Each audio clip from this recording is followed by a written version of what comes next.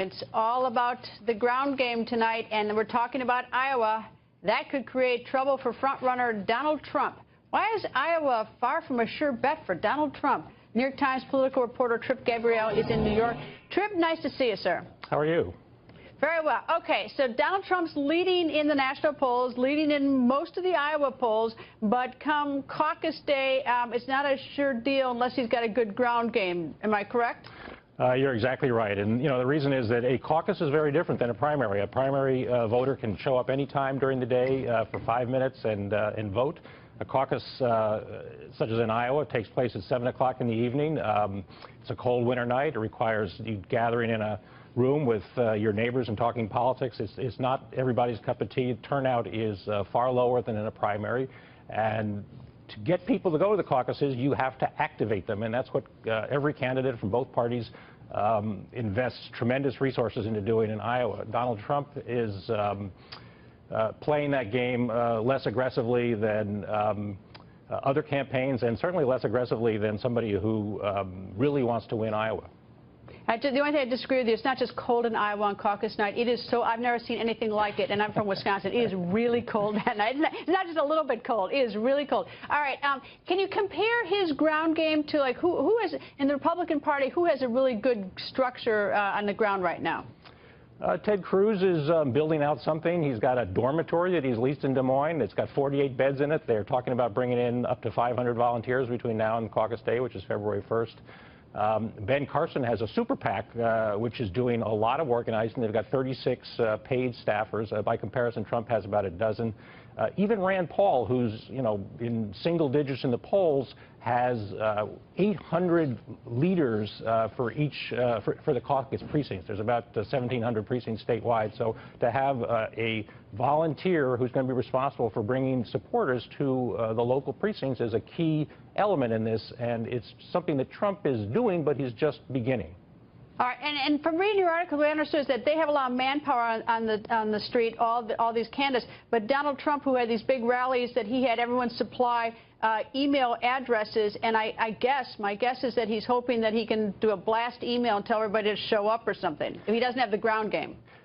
The context of people that support you is gold. I mean, that's what every campaign wants, and Trump has a great database. He has thousands and thousands of people who've been to his rallies and have turned over their emails as a condition of getting into the rallies. But you don't activate those people just by sending a blast email, as you say. You've really got to make personal contacts. Volunteers have to call these people up. Caucus leaders have to go out and knock on their doors and round them up. And Trump is just beginning that. And, as somebody that helped run the Obama effort in 2007, which did produce a historic turnout for the Democrats, they had 200 paid volunteers in Iowa, 60 field offices around the state. And he said, if you don't follow up with people that come to a rally, within days on the telephone, that commitment starts to go cold. Trip, thank you very much. Fascinating article. And of course, we'll all be watching Iowa, and someone's going to be freezing out there, too. Anyway, Trip, thank you. Take care. Okay, was Donald Trump right, or at least maybe half right, quarter right? Donald Trump igniting a firestorm for saying this. I watched when the World Trade Center came tumbling down. And I watched in Jersey City, New Jersey, where thousands and thousands of people were cheering as that building was coming down. Thousands of people were cheering. So something's going on. We got to find out what it is. Investigative reporter Mark Mueller dug deep into the story. The results of his investigation just published in the Star-Ledger and on NJ.com. Mark Mueller goes on the record. Good evening, sir.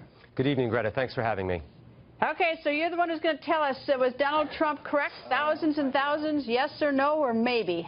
Our inquiry found that Donald Trump was not correct. We found evidence of two small celebrations that took place, one on a rooftop, one on a street.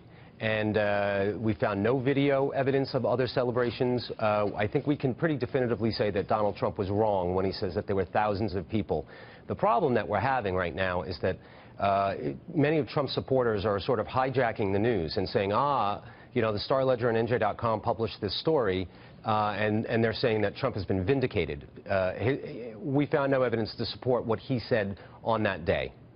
All right, so he is incorrect as to the numbers. Yes. Is he correct as to the celebration by some of in Jersey City? I guess we should say that of the building of 9/11 building. The building is coming down 9/11. Yeah, well, partly. I mean, he said he saw it on television. We couldn't find any television evidence of it, but we did find a retired police captain said he cleared a rooftop on Tunnelly Avenue in Jersey City. There were 20 to 30 people at that location. And he said they were clearly celebrating. He couldn't be confused about it. They were smiling, they were dancing.